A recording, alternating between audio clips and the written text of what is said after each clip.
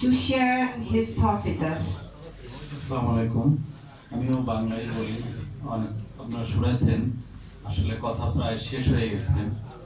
আমি সবসময় যেটা বলি যে আমাদের খুব আমাদের আশা আছে আমরা বাংলাদেশিরা করতে পারি। সুতরাং আমাদেরকে যদি ওইভাবে আমরা অভ্যস্ত করতে পারি, এটা আমাদের দেশে সম্ভব। অনেকেই মনে করেন যে ডিসিজ কিডনি ট্রান্সপ্লান্টেশন বাংলাদেশে এটা সম্ভব না, বা আমাদের মানুষকে মোটিভেট করা সম্ভব না। আপনি যদি 20-30 বছর আগে ফিরে যান, এক সময় কিন্তু মানুষ ইনসুলিন ব্যবহার করতে চায়নি। মানুষ বলেছে যে ইনসুলিন এটা শেষ চিকিৎসা, এটা আমি নিব না। মানুষ বলেছে ইনহেলার আমি ইউজ করব না, বিকজ এটা শেষ চিকিৎসা, আমি ইনহেলার ইউজ করব না। এক সময় মানুষ ব্লাড ট্রান্সফিউশনও করতে চায়নি, যে না ব্লাড ট্রান্সফিউশন করব না। ইভেন মনে করেছে যে অন্য ধর্মের মানুষের ব্লাড আমার শরীরে নিব না। কিন্তু এখন কিন্তু সবাই এ ব্যাপারে একমত যে ব্লাড ট্রান্সফিউশন অ্যাকসেপ্টেবল, কারণ এভরিওয়ান ইজ ডোনেটিং ব্লাড।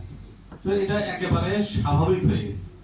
এটা কেন হয়েছে? আবার দেখেন, আমরা যে বার্থ কন্ট্রোল প্রোগ্রাম আমরা সাকসেসফুলি বাংলাদেশে ইমপ্লিমেন্ট করতে পেরেছি।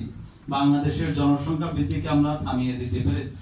আমাদের মাতৃ মৃত্যু হার আমরা কমিয়ে আনতে পেরেছি। আমাদের শিশু মৃত্যু হার আমরা কমিয়ে আনতে পেরেছি। In this all category we are success. সুতরাং আমাদের যে কিডনি দান, এই ক্ষেত্রে এটা আমাদের সম্ভব। এখন একটা কথা মনে রাখতে হবে, অনেক সময় আমরা একটা বড় ভুল ধারণা আছে যে কোনো মৃত মানুষের কিডনি নেওয়া যেতে পারে। যেটা স্যার বলেছে, এটা কিন্তু আইসিইউ সেটিং এ হতে হবে। ওই ব্যক্তির মৃত্যু অবশ্যই আইসিইউ সেটিং হতে হবে। বাসায় মারা গেলে সেই কিডনি কিন্তু হবে না। এবং অনেকেই মনে করে যে একাধিক কিডনি লাগবে কিনা, না, একটা কিডনি একটা মানুষের বেঁচে থাকার জন্য যথেষ্ট। সুতরাং আমরা একটা কিডনি যদি কেউ দান করি আপনার লাইফ রিলেটেড এর ক্ষেত্রে, সেক্ষেত্রে কিন্তু আমি ভালোভাবে বেঁচে থাকতে পারবো। এবং এই যে আমরা এত কিছু সম্ভব করতে পেরেছি, এটা আসলে প্রচারণাকারী মানুষের মধ্যে এটা যখন বদ্ধমূল হয়ে গেছে। আমরা যখন কোরিয়া ভিজিট করছি, তারা কিন্তু বাচ্চা থেকে কিন্ডারগার্টেন থেকে তারা এই শিক্ষাটা দিয়ে যাচ্ছে, তাদের টেক্সট বুকে এটা নিয়ে আসছে। কিন্তু আমাদের মেডিকেল কলেজগুলোতে ইভেন স্টুডেন্ট, ইভেন ডক্টররা ব্রেন ডেথ নিয়ে স্টিল দে আর কনফিউজ। তারা বোঝে না যে ব্রেন ডেথ আসলে কি।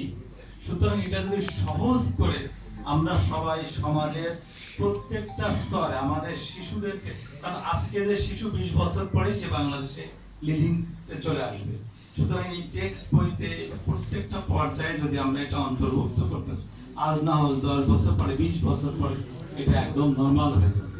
না হলে আমাদের এই সাফারিং কখনো কমবে না। আর কম খরচে যে চিকিৎসা সম্ভব, এটার জলজান্ত উদাহরণ আপনি দেখলেন আজকে, স্যার আপনাদেরকে দেখিয়েছে প্রমাণ করে।